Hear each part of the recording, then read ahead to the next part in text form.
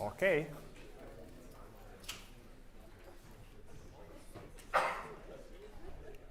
Good, we are ready to start the class.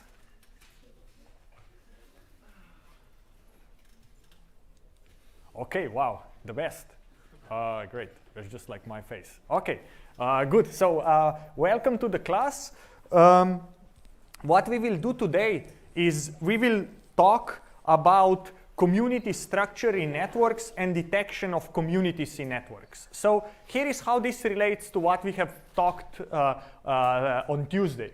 On Tuesday, we talked about this idea of identifying structural roles of nodes. We talked about how networks are composed of little subgraphs, and then we talked about how you can represent the role of a node through this graphlet representation, and how you can now cluster the nodes. And nodes that kind of have a similar structural role in the network will be clustered together, even though they might be in very different parts of the network. Now, for today, what we will talk about is this notion of community structure in networks, where community structure in networks, you can think of it essentially as identifying sets of nodes that are densely connected with each other. So it's really identifying clusters, partitions, groups, communities inside networks. And conceptually, the way we think of this is, here is how we would like to think of networks for today's lecture, right? What do I mean by this? We would imagine that, let's say if this is a social network, that there is a set of social communities that are more connected with each other than they are connected to the rest of the network. And our goal will be to automatically identify these types of tightly knit communities. This is a nice conceptual picture to have in mind. But what I would like to show you first is some motivation from social science that gives you kind of proofs why you can think of networks as having this kind of cluster-based organization that we will then learn about methods to extract this organization out of the network. Okay? Here is a question that is, I think, the lesson from here will be important for life. You will see why. Okay? So the question the way this story starts is to say, how does information flow through networks? And what kind of distinct roles do nodes play in the flow of information through these networks? And in particular, we will be asking about the role of different types of links or edges we have in our networks that allow for flow of information. And there was today a very famous sociologist, professor here in sociology department at Stanford, Mark Granovetter, who was doing his PhD thesis in the 60s. And he was interested about how do people find information about new job openings. So he went around and was asking people, how did you find about your job that you are holding right now? And then the question was, how did people find out information about the job, and what role did the social network play in this? Right? And what he found out when he did his interviews is that the way people find about jobs is through acquaintances rather than close friends. Right? You would imagine that if I have these close friends, they are really there for me. I meet them every day, every week. They really try to help me find my job. But when he did the interview, what he found out is that when people find a new job, they find it through some acquaintance that they very rarely meet, and so on. So this is very surprising, right? You'd expect your close friends will help you, but if you ask, okay, how did you find about your job? People said through a casual acquaintance. So the question is why? Right? Why wouldn't your friends help you, or why interacting with your helps doesn't help you learn information about the new job? And he came up with this explanation. Yes? Sorry, so did he consider the number of acquaintances? Like you have more acquaintances than you have close friends, right? You can imagine that there is about the number, but even if you control about the number, there is something more fundamental about just the number. Okay, and here is his explanation, right? He said that there are two perspectives on a link in the network. There is a structural perspective, in a sense, what parts of the network does this link connect? And then there is the interpersonal perspective, where he says, is a link to some person, is it strong, which means it's a real close friendship, or is it a weak link, which is the kind of casual acquaintance type link? And he came up with this explanation to say, okay, how does this structural and interpersonal relationships type of a view of a link, how do they relate to each other? And he was basically saying the following. Another thing we have to resolve is this notion of triadic closure in networks, right? If I have a person A, I have a person B and a person C, you can ask, is this type of edge, how likely is this edge to happen? How likely is that edge to happen? And as we talked about clustering coefficient and so on, the edge AB is much more likely to happen than edge AC, because AC kind of goes 3 steps away in the network, and A and B have, let's say, 2 friends in common, so this edge is likely to happen, as I will show you next. So Granovetter's theory is named the strength of weak ties, right? That kind of the value of these weak ties that you get. And he was saying the following. He says, the first point he makes is structural, kind of the structural argument. He says, structurally well-embedded edges are also socially strong, right? So and he says, the long-range edges that span different parts of the networks are socially weak, okay? And then he makes the information argument. He says, the second point is that long-range edges, acquaintances, allow you to access information in very distant parts of the network.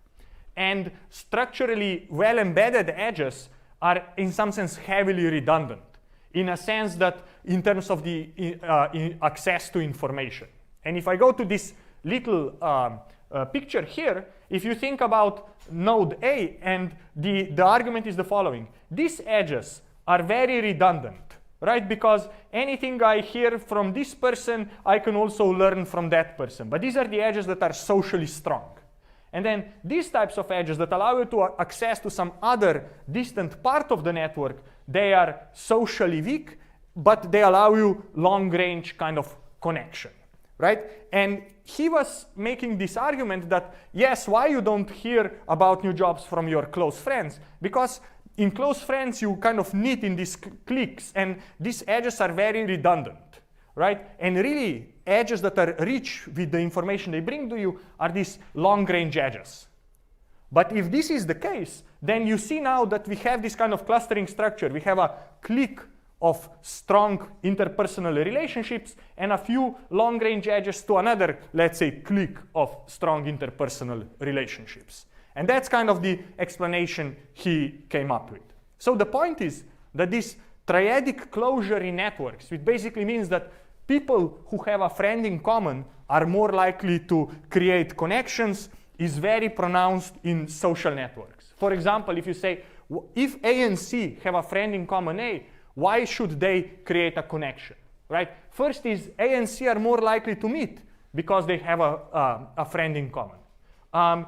B and C will trust each other, again, because they have someone in common, right? And the node A has an incentive to bring B and C together so all of 3 of them can hang out, rather than, the friend A has to first spend one afternoon with the friend B and then another afternoon with friend C. They can all kind of hang out together, right? And just to show you that this triadic closures is important, there was a very interesting paper a few years ago by 2 sociologists who, for example, showed that for teenage girls in the social networks, if their clustering coefficient is low, so if they don't have a lot of triadic closure, which means if they have friends who don't know each other, but they are kind of just this, like that in the network, they are more likely to contemplate suicide in this case, right? So triadic closure really matters. And the other thing that matters is having these long-range edges really matters for you to have access to different distant parts of the network to gather information from them, like job openings, right? So weak ties are extremely important for job openings, and many of you will be graduating. That's the life advice. Okay, so nurture your weak ties. Okay, great. So that's the life advice. Now, this was a very nice sociology explanation in 60s, super influential paper. I think this is the most cited paper in all of social science, but was very hard to empirically validate. And it was only in 2007, so I don't know, 50 years later, that this was able to be verified, this theory. And the way this was done was on a set of cell phone communication graph. right? From a, let's say, anonymous European country where they had about 20% of country's population and the cell phone calls between them. And they said, let's say that the weight of the edge, the strength of the friendship, equals the number of phone calls we have between us in a, I don't know, in a week or in a month, right? So the more we call each other, the closer friends we are. Sounds like a reasonable definition. So this is now the strength, interpersonal strength of the friendship. Now they also want to define the kind of structural strength of the friendship. And they came up with this notion of edge overlap. And the way this edge overlap matrix works is here, but it's essentially for a pair of nodes, Vi and Vj, it measures out of the friends they have, how many of friends are mutual. Okay? So it's essentially number of neighbors of the one node, union, intersection number of neighbors of another node, minus the two nodes themselves, divided by the union of their neighbors, again, minus the two nodes themselves, right? So the idea is that here, if the network, if the nodes I and j are connected this way, then the edge overlap is 0. If I and j are connected this way, then the edge overlap is 1/3, because they have 2 friends in common out of 6 total friends. You know, here it would be 4 friends in common out of 6, so it's 2/3. And here, for these 2 nodes, right, all the friends they have, they are common friends, so this is overlap of 1, right? So the way to think of this is a structurally very strong or very embedded edge, because it has all these redundant friendships, and that's a very structurally very weak edge. It's almost like a bridge edge, because it connects to different parts of the network that have nothing in common, right? And what Granovetter would predict, what his theory would predict is the following. He would predict that for edges like this, people call each other all the time, and he would predict that for edges like that, people don't call each other very often, right? This is now the structural version of a strong tie, and then this is a interpersonal version of the strong tie, right? Interpersonal is number of phone calls, and the embeddedness is the structural version of strength. And he says the two are connected, right? So this is a weak tie structurally as well as personally, and this is a strong tie structurally as well as personally. Okay, it's a redundant tie in some sense. Okay, is this clear? It's clear that why Granovetter makes this prediction? Yeah. So now let's look at the data. Okay, so here is how to think about this. So the x-axis is number of phone calls. So it's the interpersonal strength of the friendship. These are super close friends. I guess, I don't know, my mother or your mother would be the strongest friend you have under this definition, right? And these are very weak acquaintances, weak friends, right? And then what they show here is the overlap, right? Overlap on the left, think of this, and on the right, think of that, right?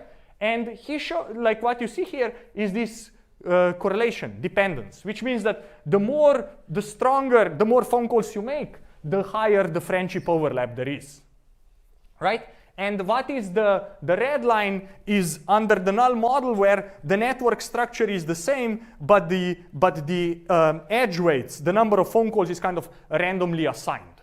And of course, if you do that, then there is no dependence between the strength, the number of phone calls, and the overlap of the edge, right? So we want this to be flat. If we destroy it, it's not there, but here you notice this strong relationship between interpersonal strength and structural strength of the edge, okay? So this is the test that this theory is true in social networks. To give you another, perhaps more striking visualization of this is one small part of these social networks of phone calls, where the color indicates how many phone calls are there between a pair of people. And you see that red, which means very high number of phone calls, is kind of clustered in these little regions, right? And you notice that these other edges are kind of green and yellow, so they are much weaker. And this is one way to see it, but a very striking way to see it is to say, how would this network look like if I visualize it the same, but I randomly permute edge strengths, right? So I would randomly assign, I would say I have, I don't know, 700 red edges, let me just randomly color them. And then I have 400 yellow edges, let me randomly color them, right? And if you do that, this is how this looks like, right? So if the strength of the number of phone calls would be independent of the network structure, this is how the network should look like. You see that now these long-range edges, lots of them are red. In reality, the network looks like this, right? So all the strong edges are kind of clumped together into these clumps, and then basically between these clumps, it's all yellow and green, right? So this is the important thing. Another thing, so now we kind of verified Granovetter, but we would still like to see does our network have these types of clustering structure? So if our network has this clustering structure, then the idea that this experiment tries to solve is the following. It says, if I take strong edges, edges by the number of phone calls, and I remove them, then these edges should be here inside, and I can remove a lot of them, and the network will still be connected. But if I remove edges that have low strength, low number of phone calls, these edges should connect different clusters. So if I remove those, the network should fall apart very quickly, right? That's the hypothesis. And this plot is trying to test that hypothesis. We start with the full network that is connected. So the y-axis is size of the largest connected component. We are removing edges one by one, and we are looking at how the connected component gets destroyed, right? And what is the point here is that red is removing edges from high number of phone calls to low number of phone calls. From low number to high number.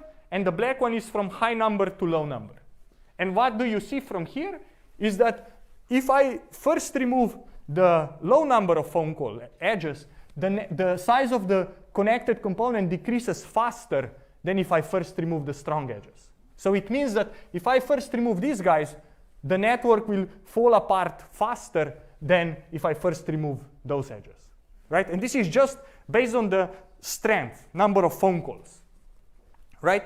If I can do the same thing with the overlap, if I do this based on overlap, the difference is even bigger, right? If I remove low overlap edges first, the network will decompose into small clusters much faster than if I remove high overlap edges first, right? It's clear if I remove a high overlap edge, the network will still be connected, right? So what does all this evidence point to? It points to conceptually to this type of picture where I have these clusters, I have these weak ties that are weak in terms of phone calls and are weak in terms of edge overlap, and then I have these kind of clumps of densely connected nodes where I have high interpersonal strength of communication and I also have high overlap, right?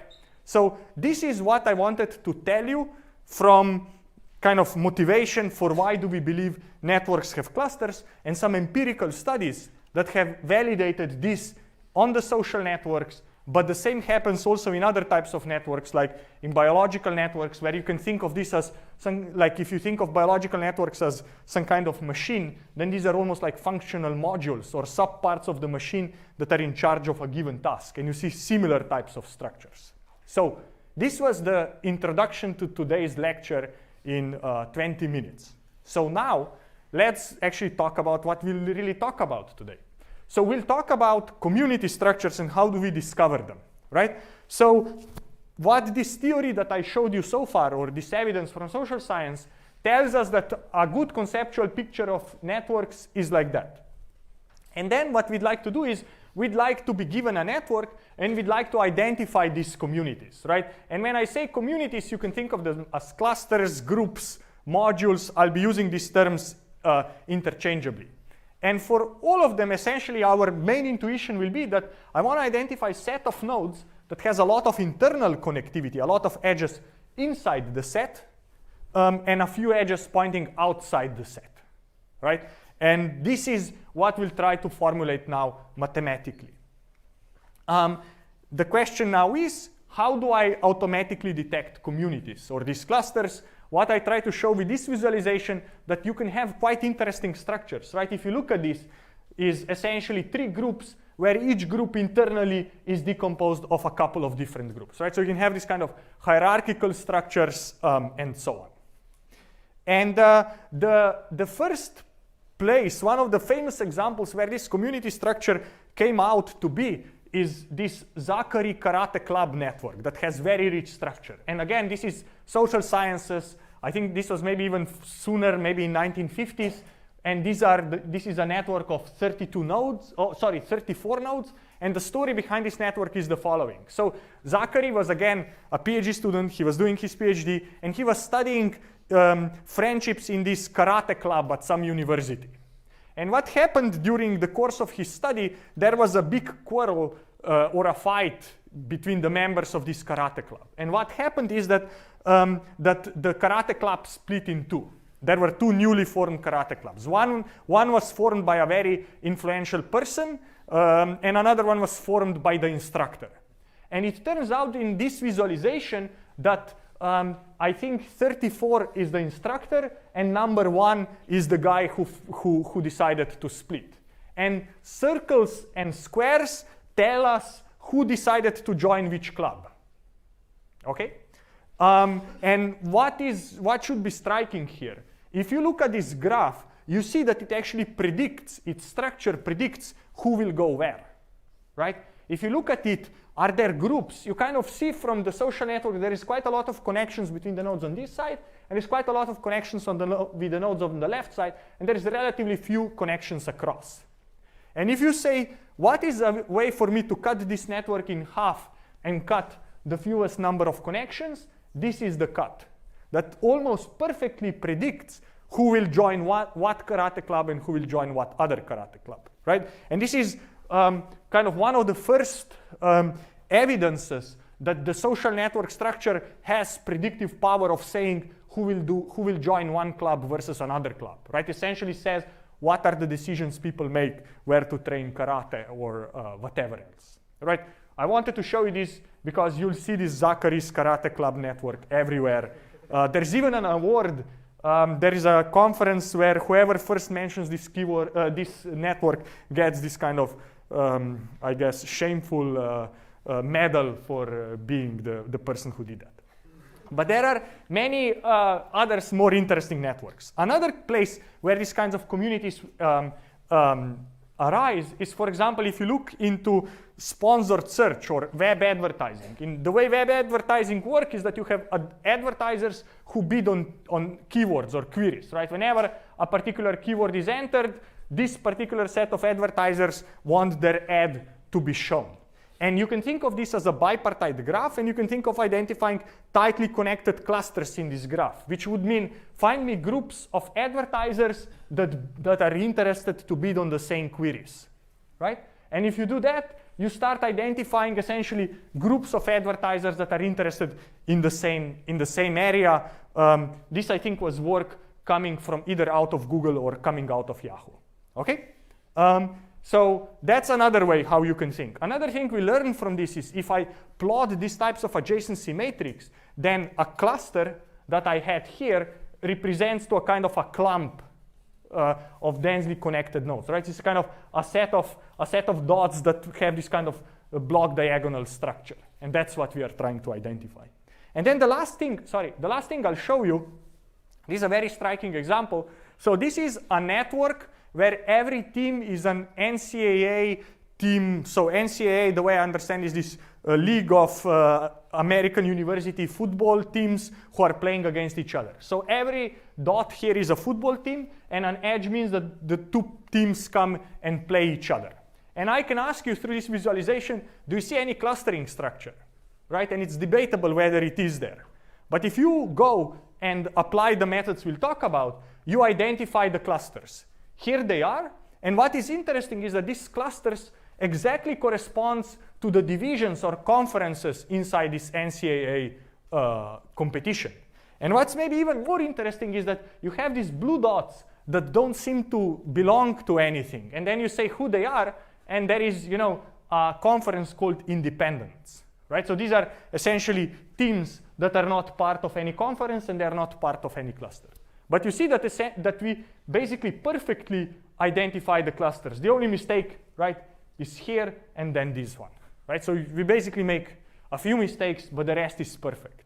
And if I show you this network, you could have never done it yourself, right? It just seems some random pattern, but it's not. It has this kind of very well-defined clustering structure, okay? So this is what we are trying to do. So on the input, we get this. On the output, we'd like to identify these clusters. So now let's start defining how do we do that. So what we want to do is identify this set of tightly connected nodes, and we will define this notion of modularity, this metric Q, that will be a measure of how well is a network partitioned into communities. And first, I should define what a partition is. Partition is just you take nodes of the network and you split them into groups such that every node is a member of exactly one group. That's called a partition in mathematics, okay? So we want to assign every node to exactly one group such that we try to then measure how well did we discover the clusters. And the idea is that we wanna do this such that we say that modularity Q will measure the following difference. It will say, how many edges do I have within the group I discovered, minus how many edges would I expect between the members of the group, okay? And if this difference is big, then I have found a strong group, because it has a lot of edges inside, and it has actually many more edges inside than what I would have expected, okay? So it's an unexpected cluster in this respect, right? And of course, what's the common theme from the previous lectures? Whenever I say expected number of edges, I need a model. I need to say, what would I expect? If there would be no clustering structure, how many edges would I expect between this clump of nodes? And if I see many more than what I would expect, then I'm like, wow, I found some interesting deviation from randomness. I'm excited. Dear user, here it is, okay? So now let's define the null model.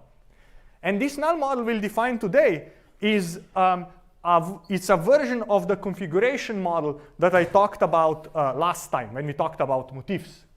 And the idea here is that we can actually do this analytically, right? So imagine we are given a real network G that has n nodes and m edges. And we would like to construct a rewired version G prime, right?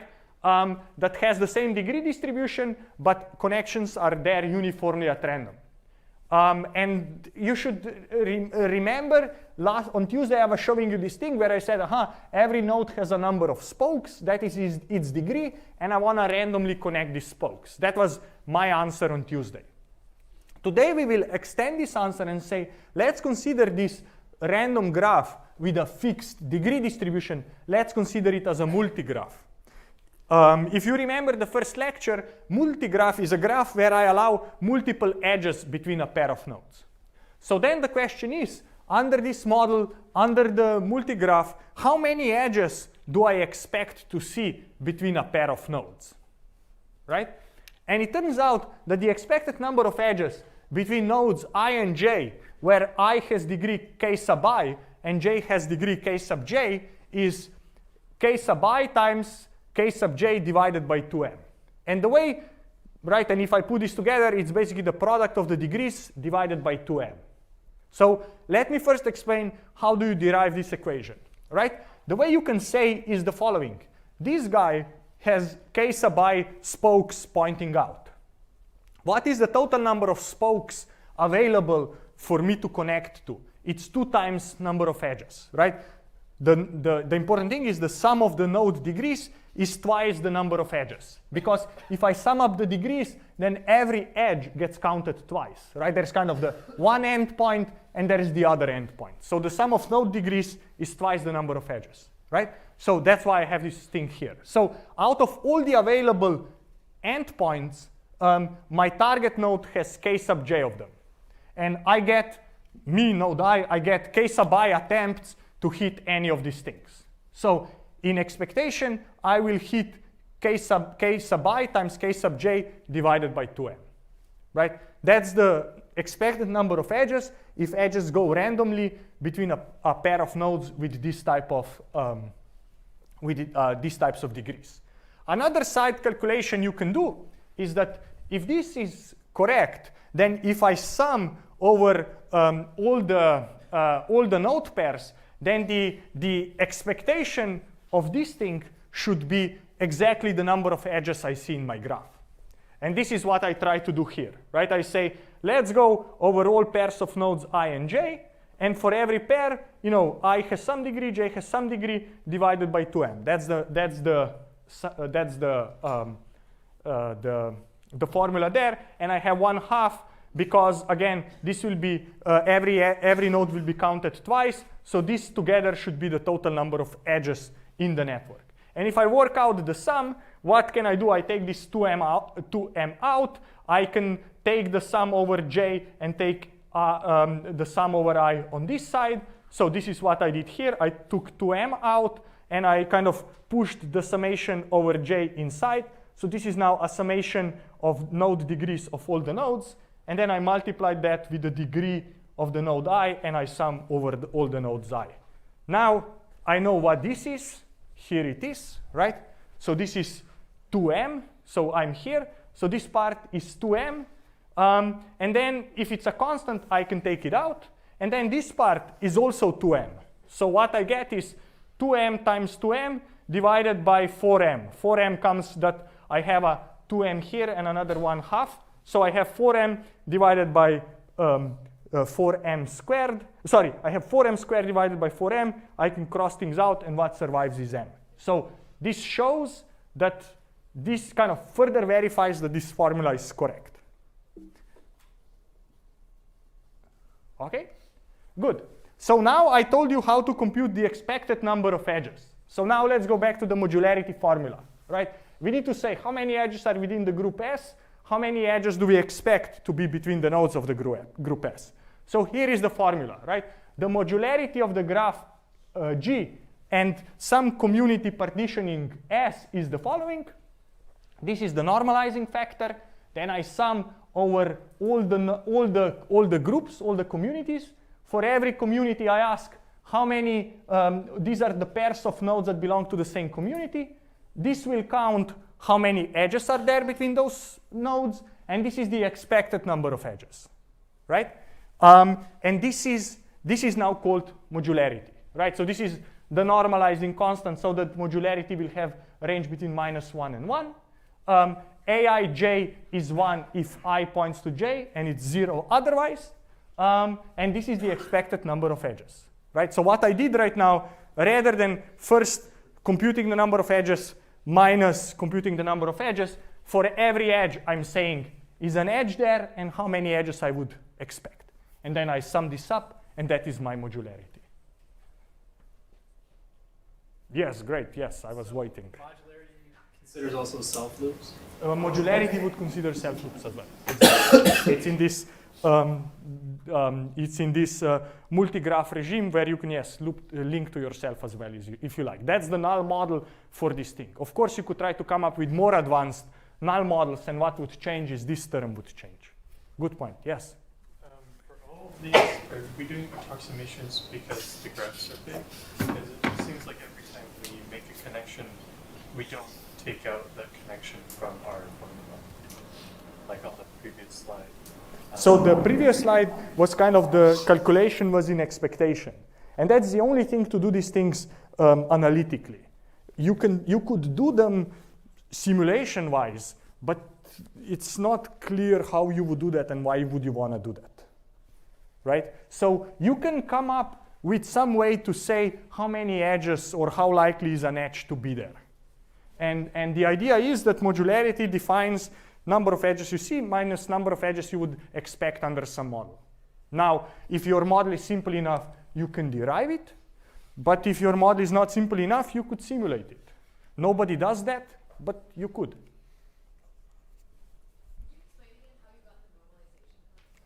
Aha, how I got this thing?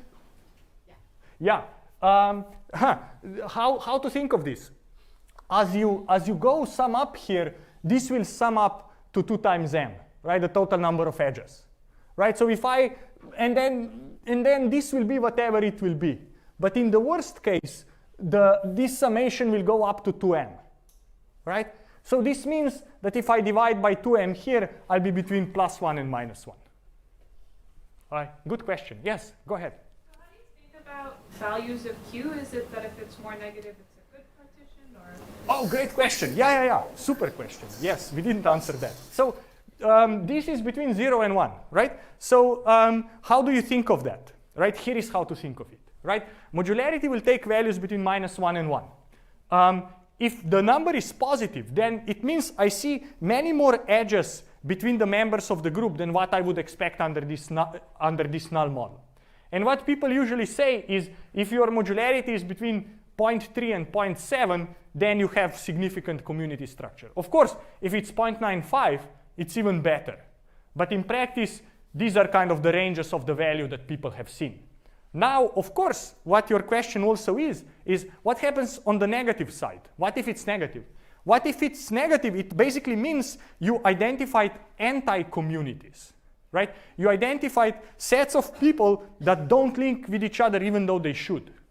So in some sense, you could imagine that you found enemies or clusters of enemies that have high degree under your model. There should be links between them, but there are not. So you could even, for a certain application, want to minimize modularity. What we want to maximize it to find the groups, but you could try to flip it if that would make sense for your application. So that was a good point. Thank you. Yes? In graphs with anti-community structure, does that mean there have to be communities, or is that not required? So the question is, in graphs with anti-community structure, would there have to be communities? That's a good question. I don't think so. I don't think so. So it's not that I don't think you can show. That's a good question. I actually don't know, but at least my intuition is that you cannot say if you found something with modularity of, I don't know, -0.5, that if you kind of flip everything, you can find something with modularity 0.5. So this is not just, one is not the dual of the other. They are different. That's my intuition. It's a great class project to do it and figure that out and so on. Okay, good. Let me continue. So now we know how this thing is defined. And here I'm just showing the same formula again. Another way how people would sometimes like to do it is rather than having a summation over all the groups and then over all the pairs of nodes in the group, they say, let's just sum up over the entire adjacency matrix where we will take the same term as I have up there, like here, but let's have this indicator function that essentially returns me value of 1 if nodes I and j belong to the same group, and returns me 0 if they don't belong to the same group. So this summation is the same as up there. Just here I'm kind of using this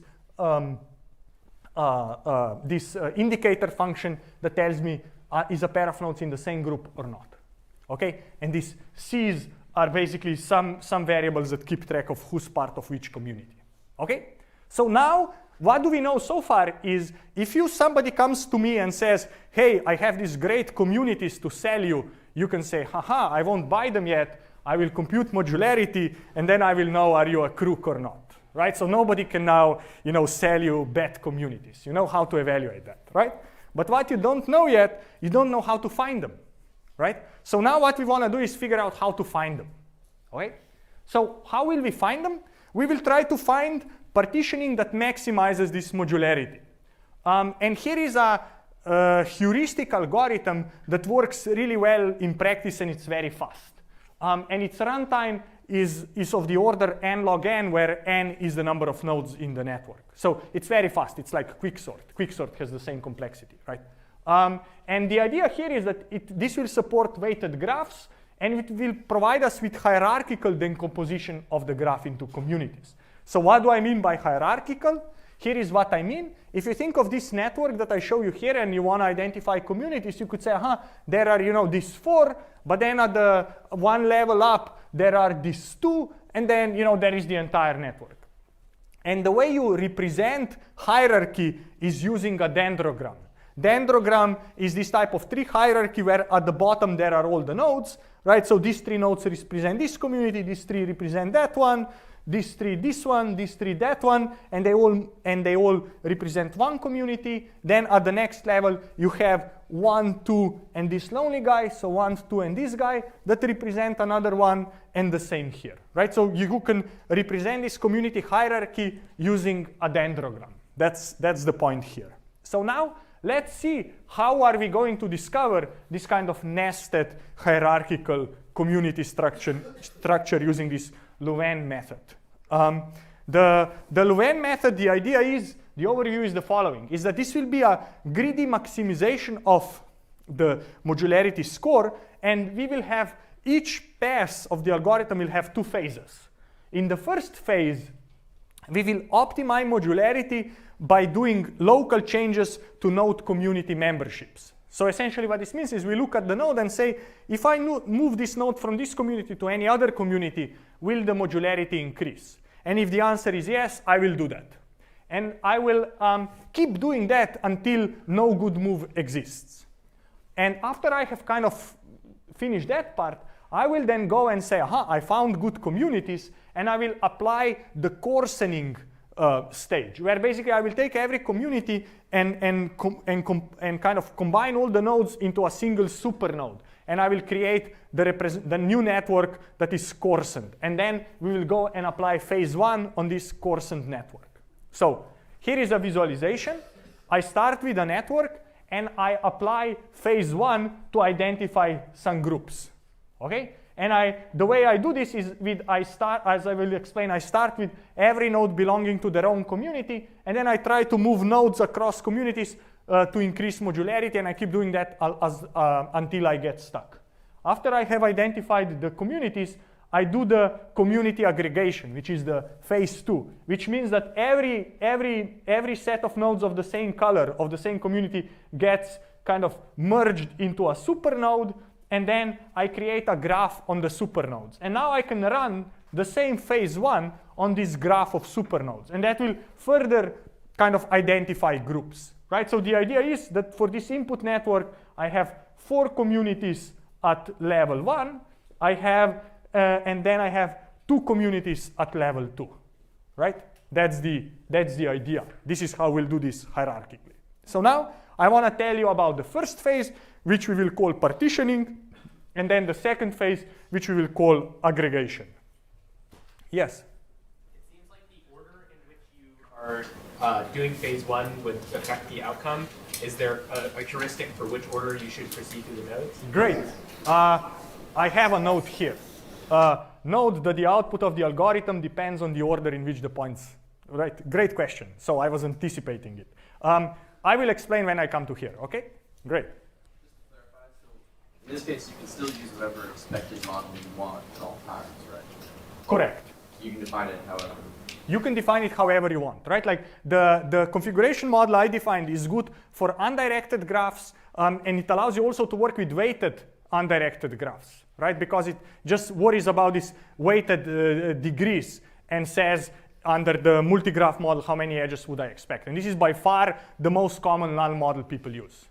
If you have a network from some domain where you think you have a better null model, that's great to use. What is the benefit of this simple null model is that you can analytically compute the expected number of edges. It's just the product of degrees. So you can do this. It's amazingly simple and scalable.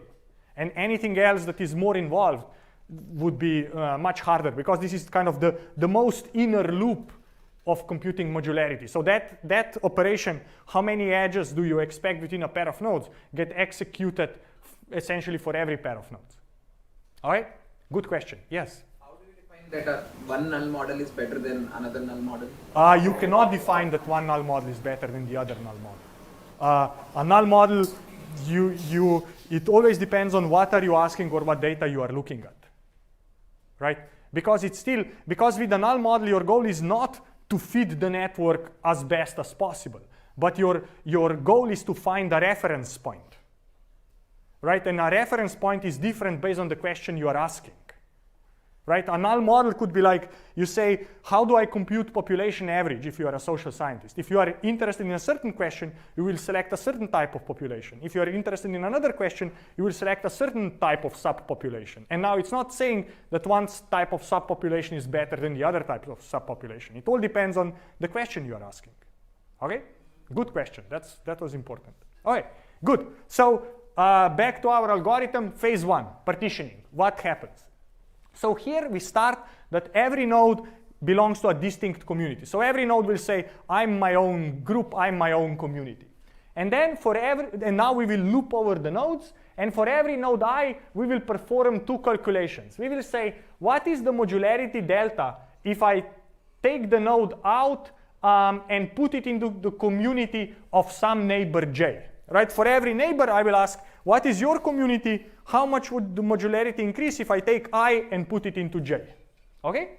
And then after I have kind of asked every of the neighbors j of node I, how much would the community membership modularity increase if I move that node I into that community, I will decide on the move that gives me the largest gain in modularity. Okay? Yeah? Everyone happy? Yes, yes. Okay. So, and I keep doing this until I can gain anything, right? So for every node, I look who are the neighbors. I ask every neighbor what part of the community are you, what community ID are you? What happens if I were to join that community? How much would modularity increase? I take the second guy. I ask what community are you? If I join that community, how much would modularity increase? And I keep doing that. And then I join the community where this increase in modularity is the largest.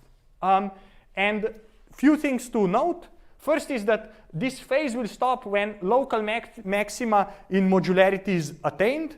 So whenever no local move, no individual can move to improve the overall modularity. So this is the greedy step. And then the second thing which was a good question before, is that the order in which I process the nodes will also determine the outcome of my optimization.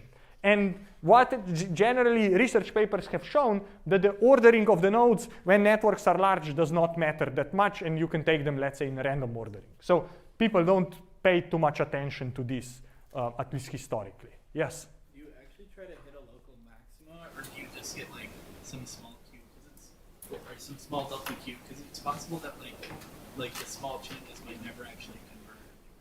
I don't think it's possible that small changes will never converge. Okay. I'm happy to talk offline, but I don't see why they should, right? Because if I'm only interested in a delta that's positive, then I will never take a step back. And the only way things wouldn't converge is that my deltas would get kind of smaller and smaller and smaller over time. But I'm working with a discrete system of finite size. So there will always be some minimum delta by which the modularity will increase. So I'll always get stuck. So I'll always converge. Okay? Happy to talk more offline. Yes? I'm trying to understand why the runtime, the algorithm is O n log n. So for at this phase, for each node, how much work are we performing asymptotically? We are performing something that is proportional to the degree of the node. Okay. Right? Like here, I'm saying for every node, let me do this. And I will loop over the nodes several times, right? So the most expensive thing will be the maximum degree, right? And the most expensive will be the first phase. Everything, the graph will shrink, will be much easier. Okay. Good. So now the question is, how do you compute this delta Q, right? You could just evaluate the formula I gave you, but that would be very inefficient. So what people do is they were able to derive this formula that may look a bit scary, but the point is that it allows you to very quickly evaluate how much would modularity increase if I take node I and move it into the group or community C. And this thing has the following terms. I will explain a bit, but I don't want to explain too much because this is your homework problem. Okay? But essentially, the parts of this that are important are this sigma in is the sum of the link weights, or the number of links between the nodes that are in the community. So this is kind of internal number of edges. Sigma total is the value of all link weights of all the nodes that are in C. So this means it's everything that's inside plus everything that points outside. And then I have, for the node I that I'm interested in moving into C, I ask how many links are pointing into the C, and then how many links total does the node have, right? This is for asking how much will modularity change if I take I and move it into C.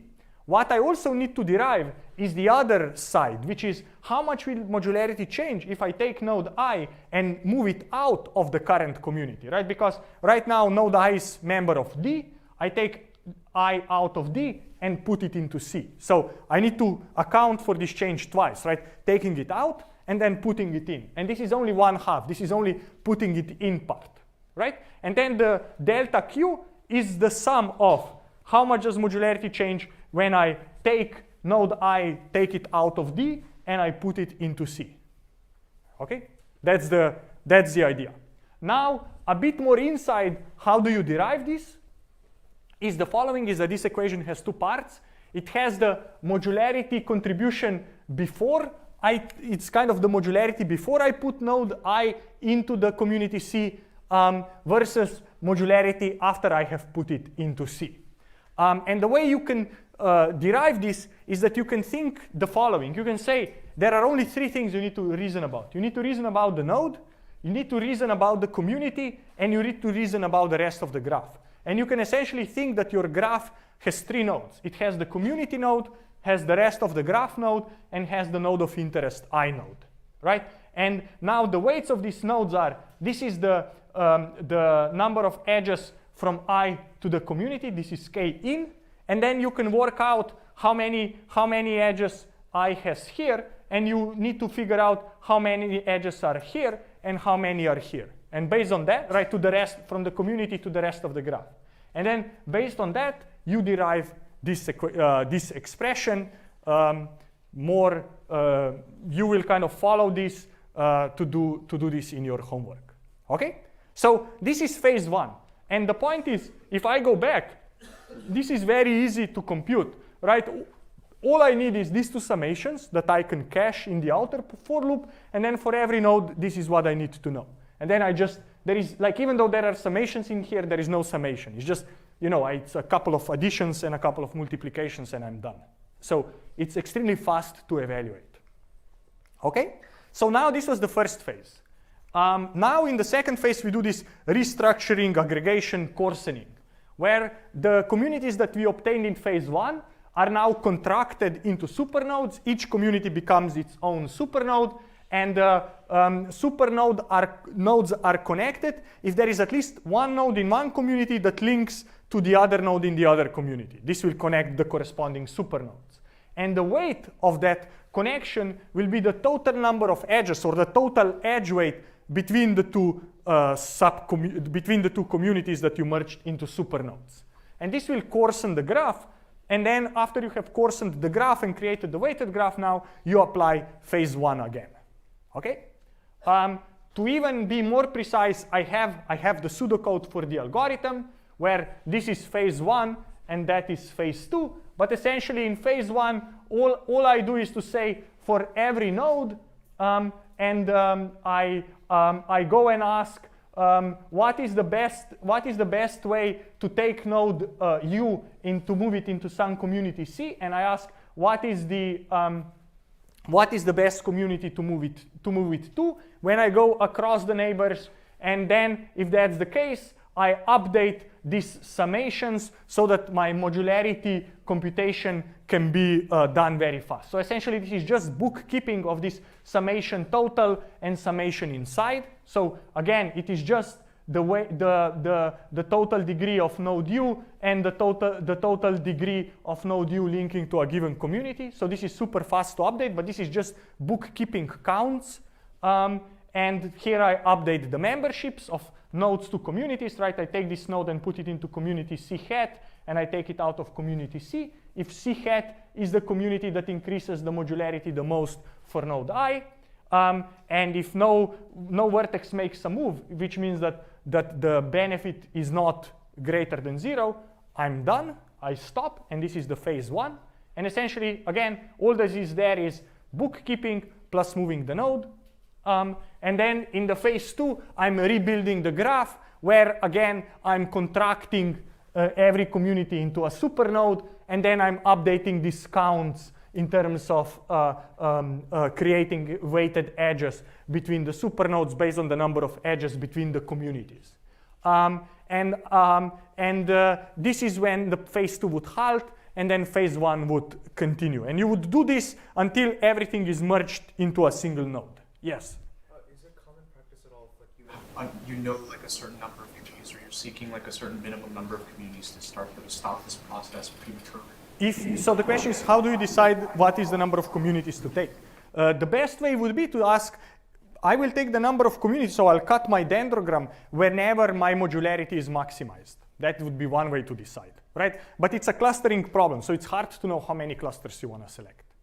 Oh, I mean, if you have a target like cluster number, can you stop this process? You could stop it when you found the right target, if this is really what you want. But the issue, I think, with that will be if you stop it, then this will determine the natural number of clusters, because you start with everyone being in their own cluster, and then people leave the clusters and clusters become empty. So you discover kind of the natural number. So this won't give you the best modularity for a fixed number. It will find you the best modularity for a natural number of clusters that this method discovers. Okay? And here is just another visualization illustration. I start with the graph. Every node, for example, node 0 would now ask, every node is its own community, so node 0, ask yourself, what if I join my neighbor number 2 into the community, my neighbor number 3 into the community, my neighbor number 5 into the community, and there is a mistake. There should be an edge between 0 and 4. So that would be what node 0 is asking itself, and then decides to join to the community that has the largest delta. And we keep iterating this. After there is no improvement possible in the overall modularity, we will converge to some partitioning. Based on that, we create the super nodes. For example, you take these green nodes, contract them. There is a self loop of size 16 because the total edge weight between these nodes here is 16. There is, for example, in this case, there would be an edge to the blue cluster of weight 3, because the sum of these two edge weights would be equal to 3.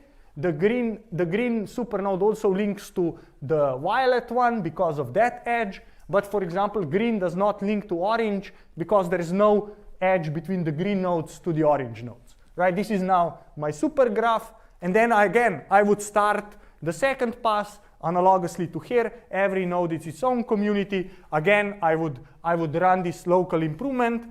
This is where it would converge. And then again, I would merge these two and merge those two to come up with a graph like this. I could even run community detection here, and I would cut here, and I would decide that I finish with 2 clusters. Right? So things get trivial as things get smaller, but things get interesting kind of in this space. Okay? So this is what I wanted to show you. So let me just summarize. We learned what is the modularity metric. We learned it is the difference between the number of edges between a group of nodes minus the expected number of edges under our configuration model. And then we talked about modularity maximization method that is called Luen. That is this kind of greedy modularity optimization algorithm that does these local changes and then does coarsening to create this hierarchical community structure. So this is what I wanted to say about this topic. All right? Yes? Since Luen is a greedy strategy, do we know how well it does on the global maxima? Like how optimal it is? So the question is, this is a greedy thing. Do we have any notion how close it is to the maximal, to the optimal thing? Finding optimal community structure is MP hard, and I will talk next week on Tuesday about some methods where we get approximation guarantees. Here we have no approximation guarantee, but I would say in terms of what people run when they need to do something, this is by far, I would say, the most popular method people run because it's easy to use, scales, gives you the hierarchy, you can look at it and make a decision. Empirically, it works well. I think theoretically, there is no or very close to no analysis of it. Okay, yes? How is different from clustering? How is this different from clustering? This is clustering. It's clustering of a graph where your objective function is not, I don't know, minimizing some distances or whatever you do in k-means, but it's your objective is maximizing the modularity. So this is clustering of the nodes of the graph with a very particular objective function. Okay, good point, yes? So after each pass of the algorithm, you have a set of clusters. How do you decide when to stop those passes? Great. The question is, how do you decide? You don't need to. Even Mac wants me to. Okay. You don't need to stop, right? You continue until you will be left with one community. So this thing will stop by itself. If you want to stop early, you can. But at the end, you will have 4, you will have 2. So you cut here, and then you stop. You are done. This is the end. Right, there's nothing more to merge. You are left yes. So at that point, you're left with 2 communities. Exactly. But then it depends. But then do I say that my graph has 2 communities? Do I say my graph has 4 communities? What you can do is compute what's the total modularity of this thing, what's the total modularity of this thing, and whichever is bigger, pick that one. So that's one option to do. Yes, let's do last one because I have some more to tell you. Yeah? To decide the edge weights between the supernodes, is it the number of connections? It's the total weight of connections, right? So here you think of your graph to be weighted, right? So it's the total weight, right? So for example, when I merge these two, it should be this plus this plus right? Like so here there are 3, so that's why there is a 3 there. Why this should be a sum of this plus that. This should be a sum of this plus that. And I think it kind of is almost, right? But you just sum up the weights. And then if the graph is unweighted, everything is a weight 1. If you have weights, then you just sum them up. Okay, let me continue. Thank you for the questions. I have to tell you the last thing. So far, I talked about this type of picture. But what you can also think about is to say, what if these groups overlap, right? None of us is a member of only one group. We are members of multiple groups at once. So let me show you an example. So this is a social network of one of the students in my lab. Okay, this is their so every dot here is their Facebook friend, and the edges are friendships between his Facebook friends. Okay? And the question is, do you see any clusters here, right? What are the social circles of the student in my lab? Maybe you would say there's something here, there it seems a big mess there, and so on. It turns out the method I will show you will identify this type of clustering structure. It will say there are 4 social circles or social groups of my students' friends. Here they are. And you can even go and label them. If you go and label them, so this was a student in my group who's from Korea. So there were quite a few students, friends he has from high school. He also has friends at Stanford who he was playing basketball with. And then he also has friends at Stanford who he plays squash with. And then the company is friends from his internship. And what is interesting is, for example, that some of his high school friends are also at Stanford and he plays basketball with them. And then another subset of Stanford friends he plays squash with. And some subset, they were actually doing internships together at the same company, right? And one thing I want to show you is black nodes are nodes that only based on the network structure the method put into the correct cluster, and the white nodes are the ones that the method misclassified. So here the student would go and label each of his friends what community, what cluster they belong to, and you see that for majority of the nodes they got classified correctly. Okay? So again, the input is this, the correct output is that. Okay? And then the second thing I want to show you, these nodes are proteins, so molecules in our cells, and 2 proteins are connected if they physically interact in the cell. And the question is, can you identify communities or modules in this network? And if you do it, here are the modules. and here is how they overlap, right? So you see that in some cases these modules overlap quite a lot. Some are nested, like this one is part of a bigger one, and so on and so forth. So you see this kind of hierarchical overlapping structure, okay? So to contrast what we talked so far we talked about this view of the network, where you have these multiple groups that are linked inside strongly but don't interact too much. If you think of the adjacency matrix, this is how we think of it, right? I have nodes, green nodes link to green nodes, orange nodes link to orange nodes, and there's relatively few edges between green and orange. This is what this tries to say. In the overlapping case, it's much harder. In the overlapping case, this is how things look like, right? You can think you have two groups, and these are people that are members of both groups. So if you think of it from the adjacency matrix point of view, this is the structure, right? I have two groups that overlap. So here in the overlap, there is many more edges, because you can be edges because of group 1 or because of group 2.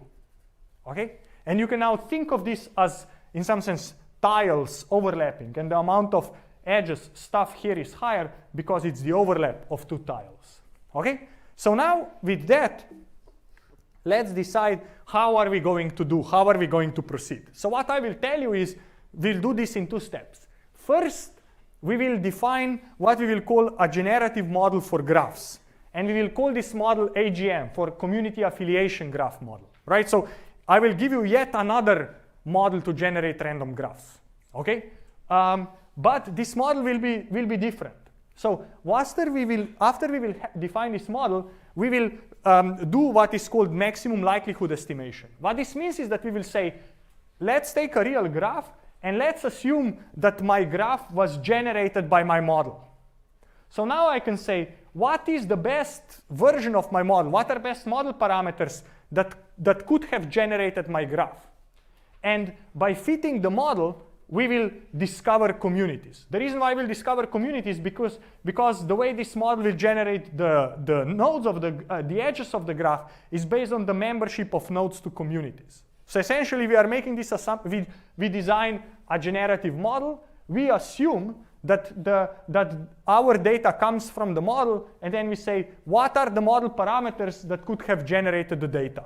And the model parameters will tell us how nodes belong to communities. That's the idea. All right? Let me show you now the model. The model is very simple. It will be this type of bipartite graph, where on the bottom I'll have the nodes. Here they are. On the top I'll have communities, and a node is connected to a community if they are a member of it, right? So the blue guys are members of A, green guys are members of B, and the red nodes are members of both. Okay? So now that I have defined this, I need to decide, if somebody gives me this thing, how do I generate the graph? Okay?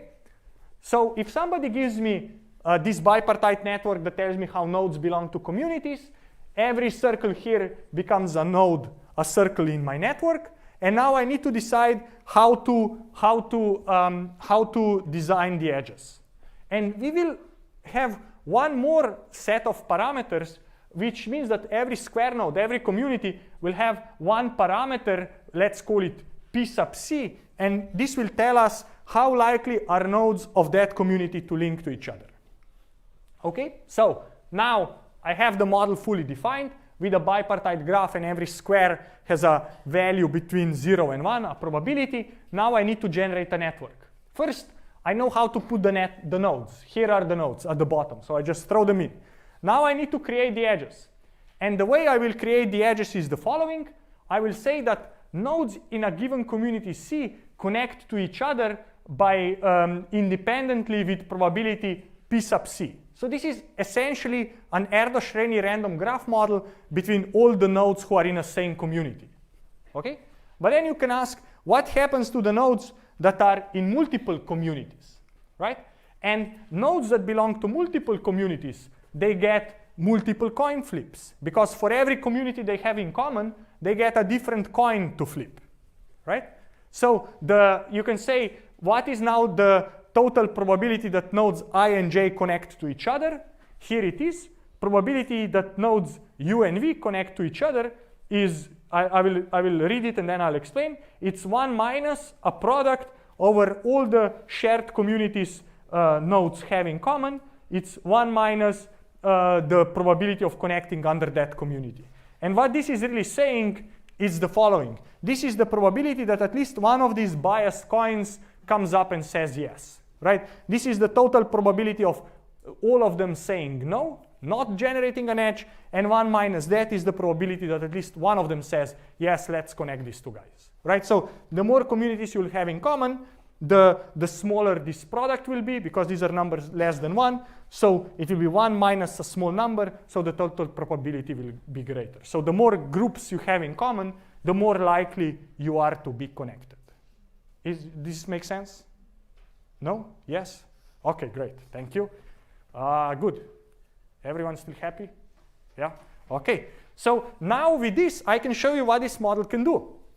Right? If somehow somebody gives me this thing, I can go and generate a network, right? So for this particular 3-node community structure, here would be the underlying network where, the blue nodes belong only to community A, orange only to B, the pink 2 nodes belong to A and B together, and the red belong to all 3 communities, and then the green ones here only belong to C, okay? So, and this model has a lot of flexibility because it allows me to express many different types of communities, right? If I want communities that are non-overlapping, here is the membership graph, right? The orange belong to A, blue belong to B, and that's it.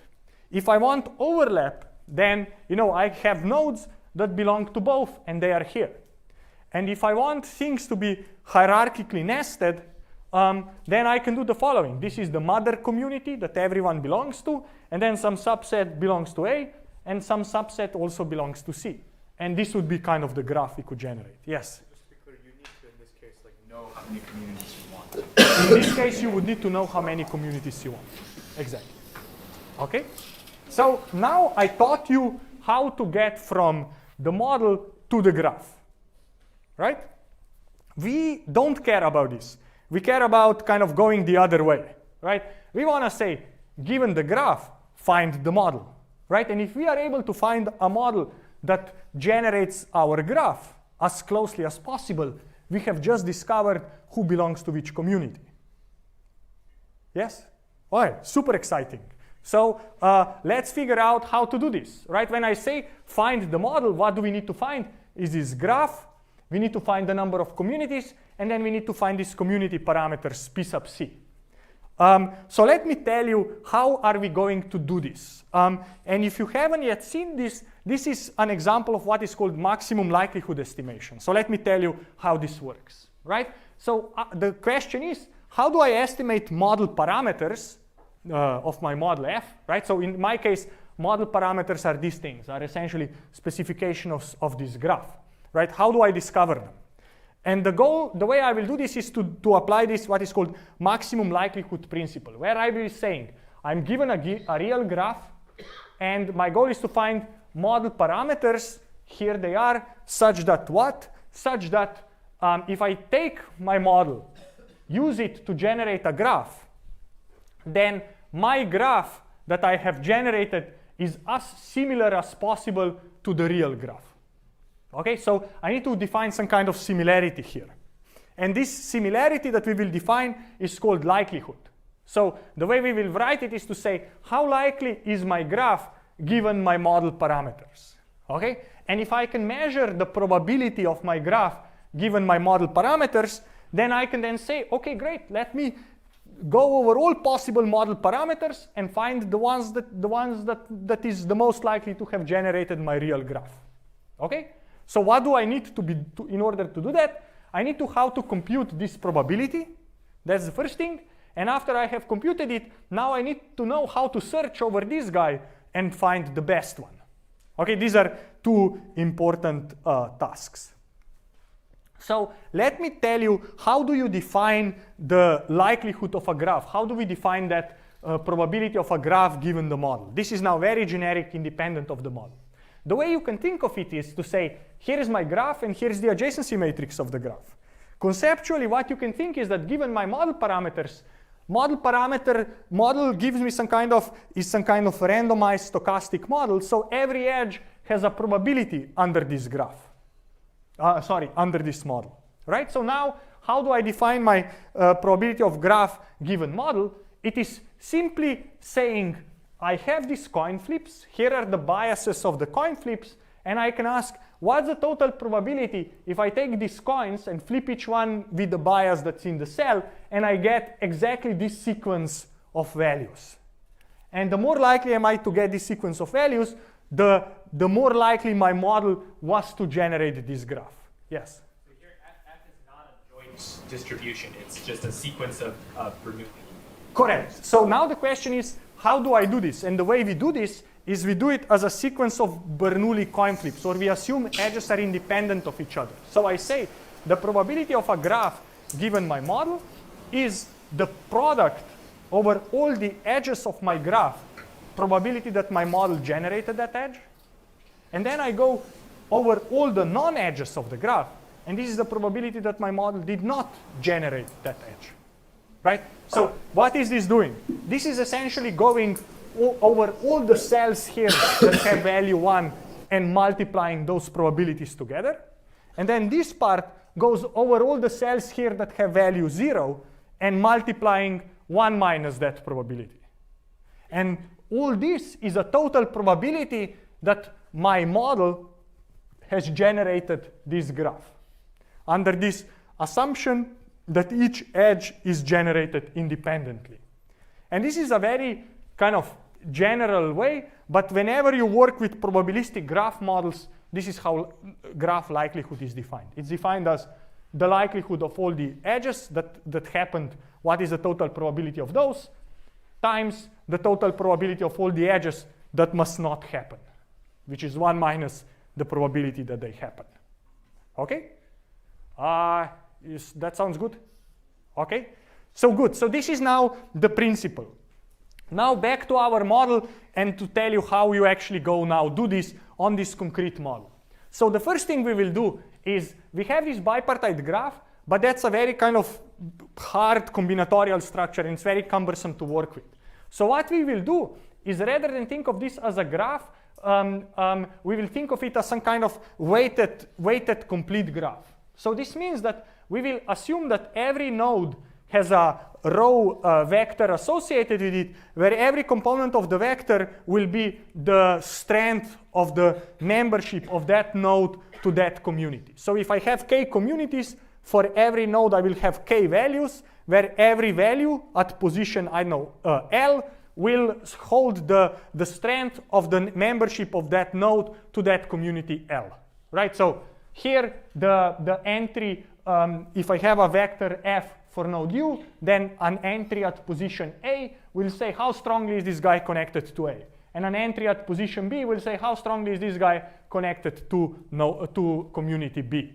And if the value is 0, then this node is not member of that community. Okay? So now what did we do?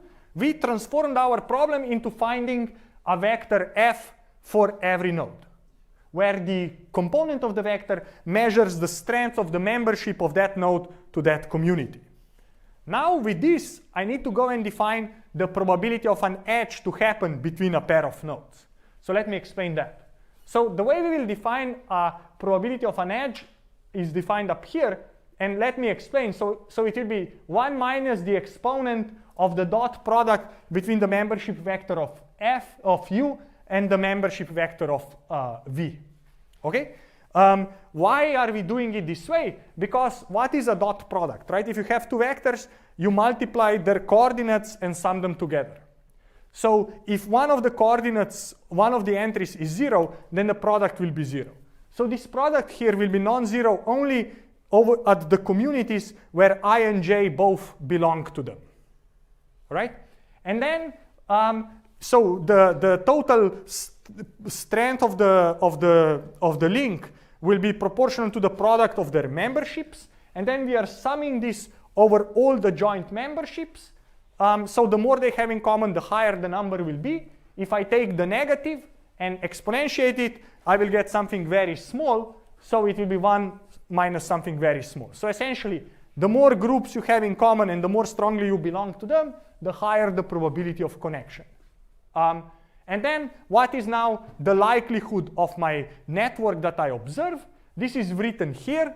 So this expression is essentially that expression with only one difference, is that we never work with products of small numbers because numerically that's unstable. So what you do, you take the logarithm. If you take the log here and here, then what you take is this product, you take it out, becomes a summation, and this is a summation of log probabilities.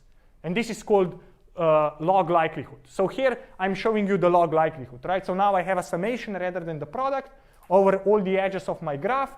Here is log of the probability of the edge, right? So this thing is exactly probability of the edge, and there's the log because I'm doing log likelihood. And then on this side, I have log of 1 minus, and because I have 1 minus the probability, this one will cancel, and then I have a log of the exp, which just means I'm left with whatever is inside, so that's why I have this here. Okay? So now I have the likelihood, and the goal is find f that maximizes this total likelihood of a given graph. Given that I'm out of time, I will stop here, but the next slide explains how to do this optimization. The way you do it is that you start with some random community assignments, and then you compute the best way to change the assignments that maximizes the likelihood. And this is called, you do this using gradient descent, and you are able to identify the memberships of nodes to communities, and because node can belong to multiple communities at once, you discover overlapping communities. So let me finish here. Thank you very much. One thing I didn't finish, sorry Michele, is I had these beautiful slides about what do you guys need to do for the project. So I'm really sorry. So let me do that quickly, okay? So that people who are on TV see it. So course projects are very important. There are different types of course projects, and students put a big effort into them, and we have a project poster session at the end of the quarter. We have examples on the website of what are good project proposals, what are good project milestones, and what are examples of good project write-ups. We require many times projects are a combination of some mathematical analysis plus some experimentation on the data. Results of the projects are typically result in kind of a write-up paper. Many of these papers are actually published at the conferences. Feel free to come up with your own project idea, that's preferred. But if you are struggling, come to us and we will help you.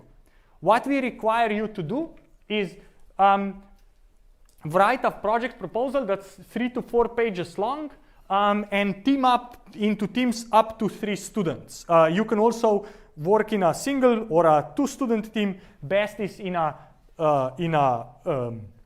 3-student team. What we would like? We would like a 20-word abstract of what is the core idea, what you are proposing. We would like around 1 to 2 pages of related work and critical assessment reaction to the papers you read.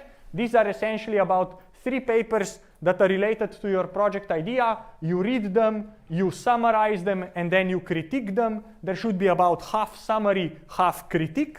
This is important because the point here is to teach you how to think beyond what you read and don't take what the paper says for granted.